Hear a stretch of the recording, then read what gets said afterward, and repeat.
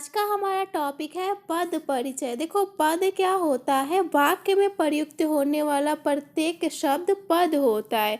और शब्द क्या होता है? वर्णों के सार्थक समूह को शब्द कहते हैं। जैसे देखो, रघु, घर, ये क्या है? ये सारे शब्द हैं। लेकिन रघु, घर का प्रयोग अगर हम वाक्य में करते हैं तो वो पद होता है।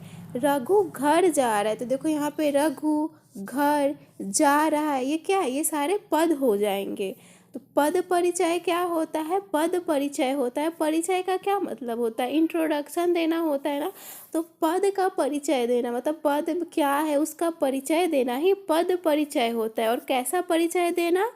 व्याकरणिक परिचय देना ही पद परिचय होता है। जैसे आपसे कोई पूछता है कि अपना परिचय दो, तो आप क्या बोलते हो? अपना नाम बताते हो, आप कहाँ रहते हो, आप क्या करते हो, आपकी एज क्या है, ये सब बताते हो ना। वैसे ही पद का परिचय देना मतलब वो जो पद है वो क्या है उसके बारे में बताना ही पद परिचय होता है। जैसे देखो, रघु घर जा रहा है, तो यहाँ रघु के नीचे क्या है? रेखांकित है। तो बताना है कि जो रघु पद है वो क्या है, व्याकरण की दृष्टि से उसका क्या महत्व है, क्या परिचय होगा उसका। तो देखो, रघु क्या है? व्यक्तिवाचक संज्ञा है। रघु क्या है? एक वचन है, ये पुल्लिंग है। और ये कौन सा कारक है? कर्ता कारक। और कौन से काल में है? ये यहाँ पे है तो ये क्या हो गया? वर्तमान काल।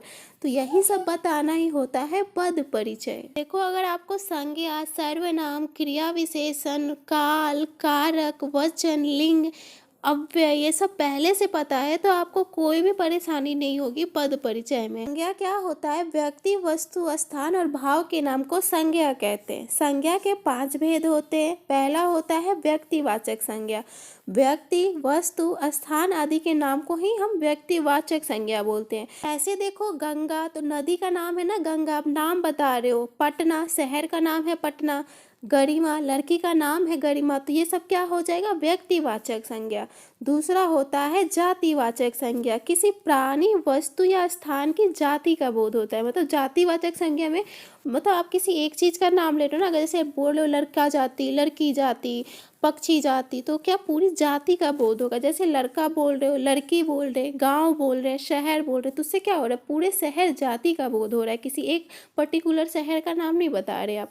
अगर आप नाम बता रहे हो किसी पर्टिकुलर शहर का तो वो व्यक्तिवाचक संज्ञा हो जाएगा। लेकिन आप सिर्फ गांव बोल रहे हो, शहर बोल रहे हो, तो वो क्या हो जाएगा? जातिवाचक संज्ञा। समूहवाचक संज्ञा व्यक्ति या वस्तु के समूह का बोध होता है। जैसे देखो, भीड़, मेला, सभा, कक्षा, सेना, दल, परिवार आदि। ये सारे शब्दों से क्या हो रहा है? समूह का बोध हो रहा है, तो वो हो जाएगा समूहवाचक संज्ञा। द्रव्यवाचक संज्ञा ठोस, तरल पदार्थ, धातु, अधातु का बोध होता है। और जो द्रववाचक संज्ञा होते हैं ना, उसको हम काउंट नहीं कर सकते, उसको नापा या तौला जाता है, वो अगणनीय होता है।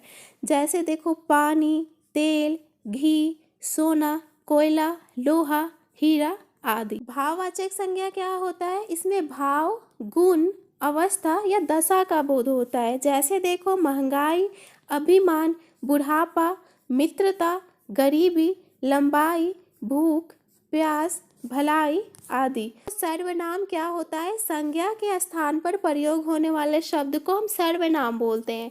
जैसे देखो, हम बोल रहे हैं कि सीता एक अच्छी लड़की है, वह 10वीं क्लास में पढ़ती है। तो सीता एक अच्छी लड़की है, सीता क्या है? संज्ञा है। वह 10वीं क्लास में पढ़ती है, तो वह क्या हो गया? संज्ञा के स्थान पे वह, सीता के स्थान पे हम क्या बोल रहे हैं? वह बोल रहे हैं ना, तो वह क्या है? सर्वनाम है। जैसे देखो, वह, मैं, तुम, आप, हम लोग, आप लोग, वे लोग आदि। सर्वनाम के 6 भेद होते हैं। पहला होता है पुरुषवाचक सर्वनाम। तो बोलने वाले, सुनने वाले तथा अन्य किसी व्यक्ति के स्थान पे पुरुषवाचक सर्वनाम का प्रयोग होता है। तो जो पुरुषवाचक सर्वनाम होता है ना, उसके भी 3 भेद होते हैं। उत्तम पुरुष, उत्तम पुरुष कौन होता है? जो बोलने वाला होता है। जैसे मैं बोल रही हूँ तो मैं उत्तम पुरुष हूँ, तो मैं और हम क्या हो जाएगा? उत्तम पुरुष। मध्यम पुरुष क्या होता है? जैसे आप सुन रहे हो तो सुनने वाला क्या हो जाएगा? मध्यम पुरुष। मतलब तुम या आप क्या हो जाएगा? मध्यम पुरुष। अब किसी तीसरे इंसान के बारे में बात करते हैं तो वो अन्य पुरुष हो जाता है। जैसे वह, वे, ये क्या हो जाएंगे? अन्य पुरुष। निश्चयवाचक सर्वनाम क्या होता है? निश्चित व्यक्ति, वस्तु, स्थान का बोध होता है। जैसे देखो, वह, यह, वे, यह किताब मेरी है, तो यह किताब मेरी है मतलब क्या कि हम निश्चित है कि हाँ ये जो किताब है यह मेरी है, तभी मैं यह का प्रयोग कर रही हूँ। तो यह क्या हो जाएगा, निश्चयवाचक सर्वनाम। अनिश्चयवाचक सर्वनाम में क्या होगा, अनिश्चितता का बोध होगा। कोई और कुछ क्या होता है, अनिश्चयवाचक सर्वनाम होता है। जैसे देखो मुझे कुछ खाना है, तो मुझे क्या खाना है मुझे ये नहीं पता है। कभी कभी हम बोलते हैं ना कि मुझे कुछ खाना है, क्या खाना है ये श्योर नहीं होता, लेकिन हम बोलते हैं कि मुझे कुछ खाना है। तो ये जो कुछ है ये क्या है, अनिश्चयवाचक सर्वनाम।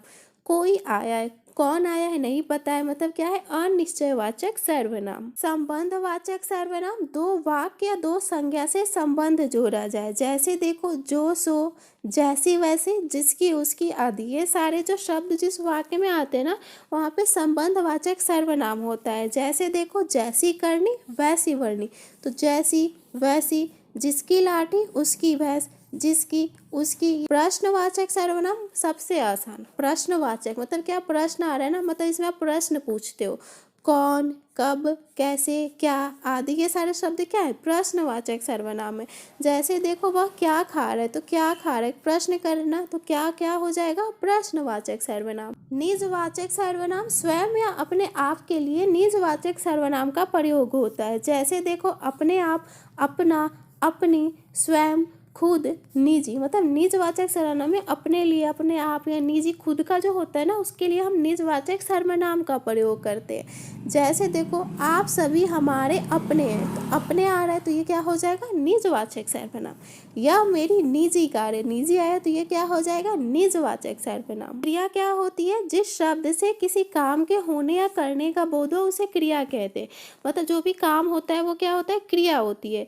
जैसे वह पढ़ रहा है, तो पढ़ रहा है क्या है, क्रिया है। मैं सो रही हूँ, तो सो रही हूँ क्या है, क्रिया है। कर्म के आधार पे क्रिया के दो भेद होते हैं। सकर्मक क्रिया, कर्ता द्वारा किए गए कार्य का प्रभाव कर्म पे पड़े।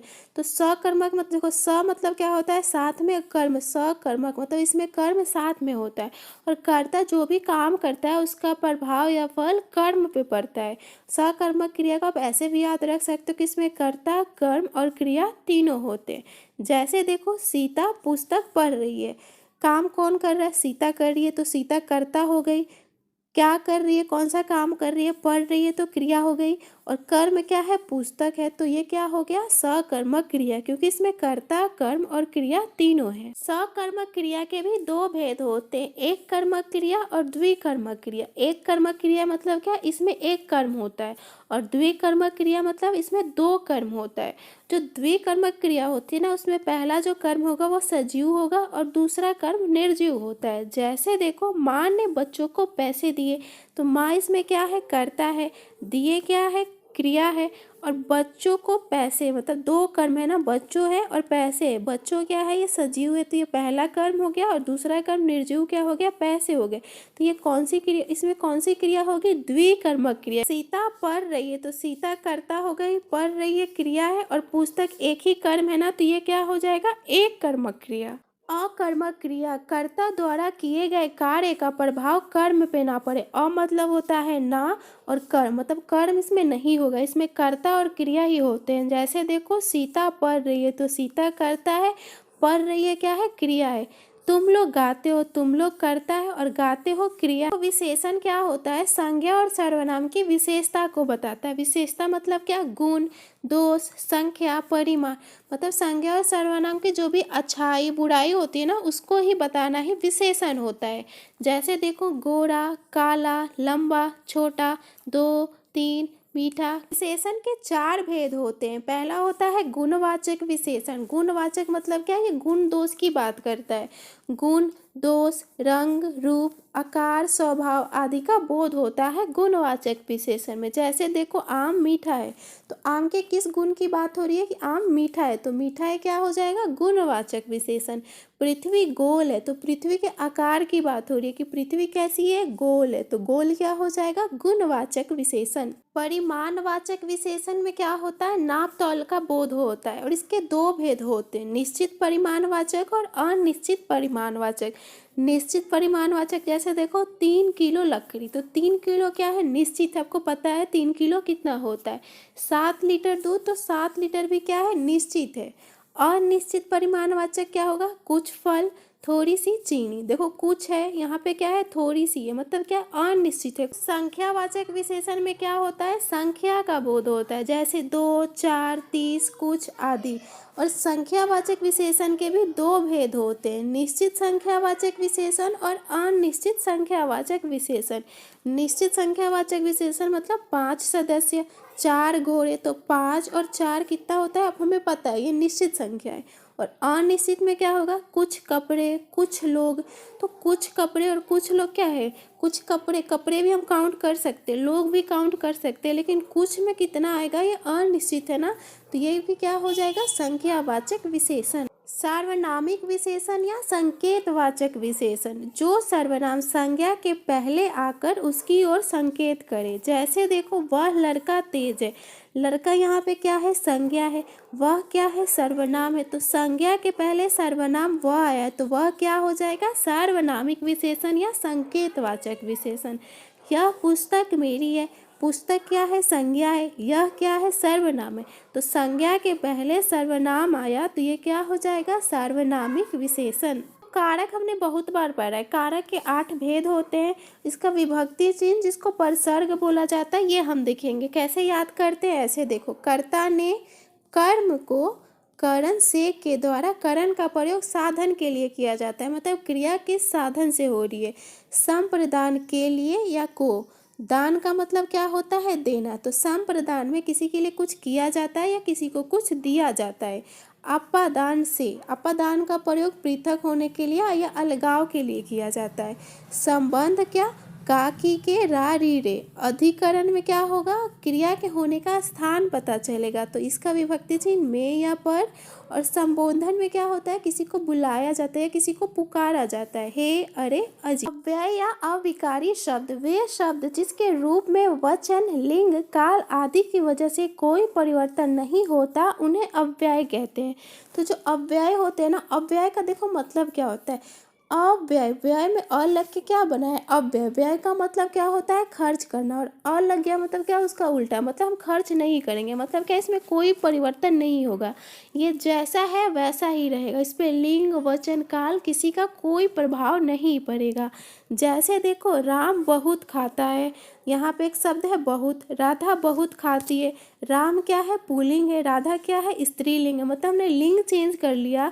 यहाँ पे खाता है क्रिया है, खाती है क्रिया है, लेकिन क्रिया चेंज हो रही है, लेकिन ये बहुत यहाँ भी सेम ही है और यहाँ भी सेम ही है, मतलब बहुत क्या हो गया, अव्यय या अविकारी शब्द। अव्यय के 5 भेद होते हैं, क्रिया विशेषण, संबंध बोधक, समुच्चय बोधक, विस्मयादि बोधक और निपात। तो क्रिया विशेषण अव्यय क्या होता है, जिससे क्रिया की विशेषता का पता चलता है, मतलब क्रिया कैसे हो रही है, धीरे धीरे हो रही है, जल्दी जल्दी हो रही है।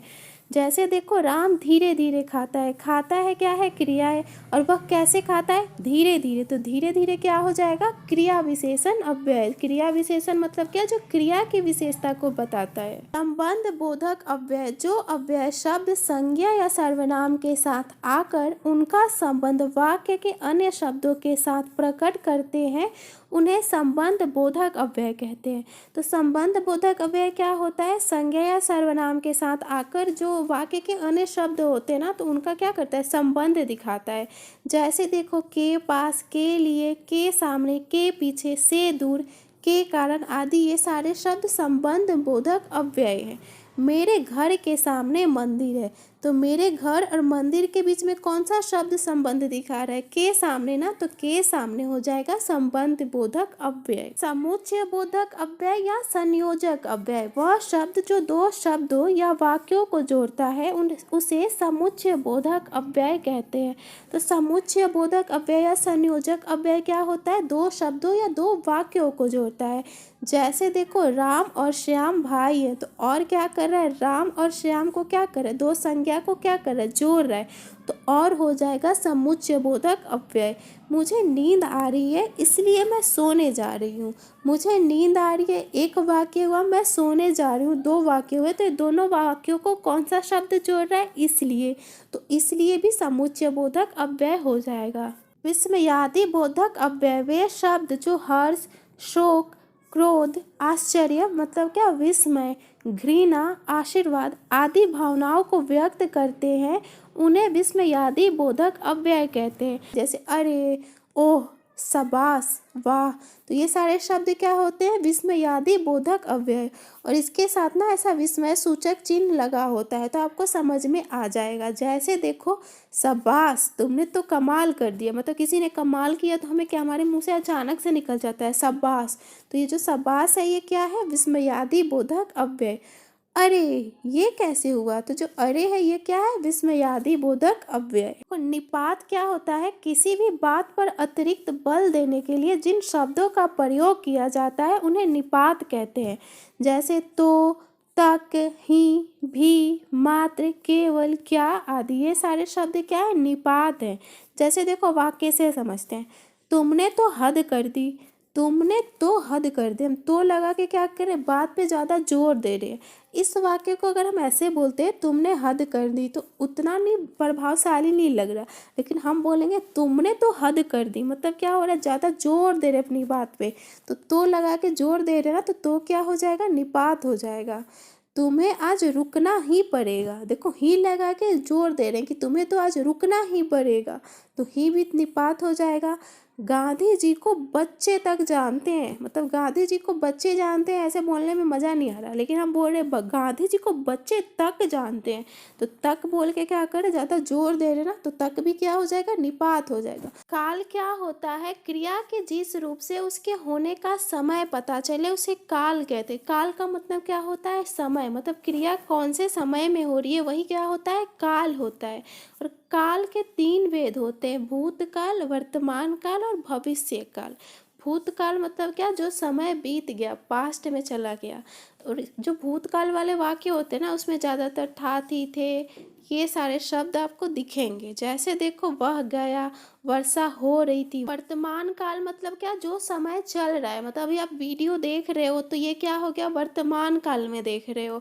मैं बोल रही हूँ तो मैं अभी क्या, वर्तमान काल में बोल रही हूँ, तो ये क्या हो जाएगा, वर्तमान काल। जैसे वह खेल रहा है, मैं पढ़ रही हूँ। भविष्य काल मतलब क्या, जो समय आने वाला है। और इसके वाक्य के अंत में क्या होगा, गा, गी, गे। जैसे वह खेलेगा, मैं पढ़ूंगी। लिंग क्या होता है, लिंग से स्त्री जाति या पुरुष जाति का बोध होता है। जैसे देखो, लड़का, लड़के, शिक्षक, शिक्षिका आदि। लिंग के 2 भेद होते हैं, स्त्रीलिंग और पुल्लिंग। स्त्रीलिंग से स्त्री जाति का बोध होता है। जैसे लड़की, गाय, शिक्षिका, धोती, किताब, लीची, रात आदि। और पुल्लिंग से पुरुष जाति का बोध होता है। जैसे लड़का, कुत्ता, धोबी, सेठ, शहद, आम, दीन आदि। देखो, कभी कभी कुछ शब्द ऐसे होते हैं ना जो समझ में नहीं आता कि स्त्रीलिंग है कि पुल्लिंग है, तो उनका ना आप वाक्य में प्रयोग करके देखो तो आपको समझ में आ जाएगा कि वो स्त्रीलिंग होगा कि पुल्लिंग होगा।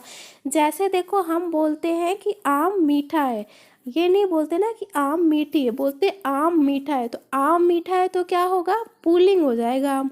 फिर हम बोलते हैं कि रात लंबी है, तो रात लंबी है तो क्या हो जाएगा, रात लंबा है नहीं बोलते, रात लंबी है बोलते ना, तो रात लंबी है तो रात क्या हो जाएगी, स्त्रीलिंग। वचन क्या होता है, वस्तु के एक या एक से अधिक होने का बोध होता है। वचन के 2 भेद होते हैं, एक वचन और बहुवचन। एक वचन मतलब क्या, एक ही वस्तु का बोध होता है, जैसे लड़का, लड़की, पुस्तक, माला आदि। बहुवचन मतलब क्या, अनेकता का बोध होता है। अनेकता मतलब क्या, एक से ज़्यादा का बोध होता है। जैसे देखो, लड़के, लड़कियाँ, पुस्तकें, मालाएं, चिड़िया आदि, ये सारे शब्द क्या है, बहुवचन है। कुछ शब्द होते हैं ना जो हमेशा बहुवचन में प्रयुक्त होते हैं, जैसे आंसू, दर्शन, प्राण, बाल, लोग, हस्ताक्षर, होश, ये सब क्या है, हमेशा बहुवचन में प्रयुक्त होते हैं। रिया छपरा जा रही है, इसमें जो रेखांकित पद है रिया, इसका पद परिचय देना है। देखो, रिया क्या है, जातिवाचक संज्ञा है, नहीं। व्यक्तिवाचक संज्ञा है, रिया व्यक्तिवाचक संज्ञा है, क्योंकि रिया क्या है, एक लड़की का नाम है। यहाँ भी व्यक्तिवाचक संज्ञा है, यहाँ पे जातिवाचक संज्ञा है, मतलब ऑप्शन ए और डी तो नहीं होगा। अब देखो, यहाँ पे रिया छपरा जा रही है, तो रिया क्या है, स्त्रीलिंग है, यहाँ भी स्त्रीलिंग है, यहाँ भी स्त्रीलिंग है, यहाँ भी एक वचन है, यहाँ भी एक वचन है। रिया छपरा जा रही है तो इसमें कौन सा कारक है? कर्म कारक है। कर्म कारक है? नहीं, कर्म कारक नहीं है, इसमें कर्ता कारक है, क्योंकि रिया क्या है? कर्ता कारक है, रिया ही तो काम कर रही है ना, रिया छपरा जा रही है। तो ऑप्शन कौन सा हो जाएगा? सी हो जाएगा। बगीचे में सुंदर फूल खिले, यहाँ पे बगीचे शब्द क्या है? रेखांकित है, तो इसका पद परिचय देना है। देखो बगीचे क्या है? किसी एक बगीचे का नाम तो नहीं दिया है, तो ये व्यक्तिवाचक संज्ञा तो नहीं होगा, तो ये क्या हो गया? ये हट गया, ऑप्शन सी पहले ही हट गया। अब देखो बगीचा क्या है? बगीचे में पूरे बगीचे जाति का बोध हो रहा है ना, तो ये क्या हो जाएगा? जातिवाचक संज्ञा। यहाँ भी जातिवाचक संज्ञा है और यहाँ भी जातिवाचक संज्ञा है। बगीचे हैं तो ये एक वचन तो नहीं होगा, मतलब ऑप्शन ए भी हट गया। यहाँ भी बहुवचन है, यहाँ भी बहुवचन है। बगीचे क्या होता है? पुल्लिंग होता है, यहाँ भी पुल्लिंग है, यहाँ भी पुल्लिंग है। अब देखो बगीचे में सुंदर फूल खिले हैं, में है, तो में कौन से कारक में आता है? अधिकरण कारक में। और यहाँ पे जो क्रिया हो रही है फूल खिलने का, उसका स्थान पता चल रहा है ना कि वो कहाँ खिल रहा है? बगीचे में।